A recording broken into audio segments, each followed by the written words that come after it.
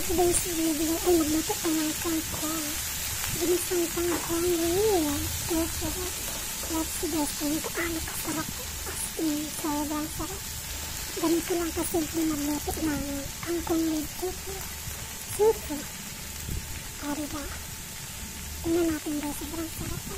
First time kong niluto itong kangkong na tofu. Sobrang sarap pala.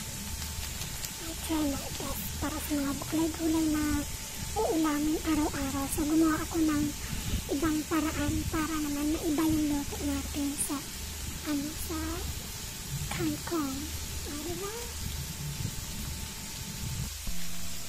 So guys, haluan natin ng soy sauce. Then, mikos-mikos lang natin guys na para kumait yung sarap niya. Mikos-mikos lang natin yung isa para masarap siya. O diba? Kaunti lang yan guys kasi ako lang yung kakain yan. O diba? Bilis lang din lutuin guys. So ayan, nalagyan ko lang kaunting sauce para medyo maluto yung kangkong. Ayan, then ilagay natin yung tofu natin. Ayan, so for today's video ay kangkong tofu. So yun lang guys. Simpleng luto lang. Tingnan natin. Simple lang talaga siya. So, tapos na. Ayan. Simple lang talaga. Thank you for watching guys. At salamat sa inyong lahat sa pag-support sa akin. Thank you. God bless.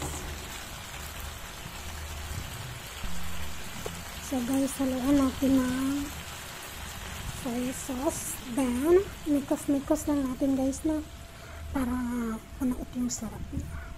Mikos-mikos lang natin yung isa para masarap siya. O diba?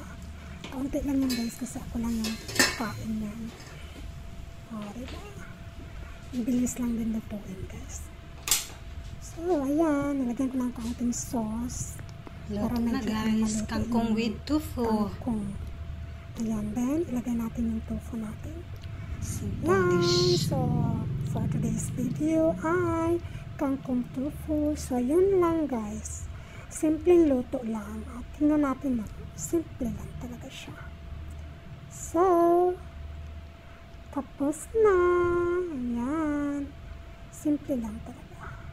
Thank you for watching guys. At salamat sa inyong lahat sa susuporta sa akin. Thank you. God bless.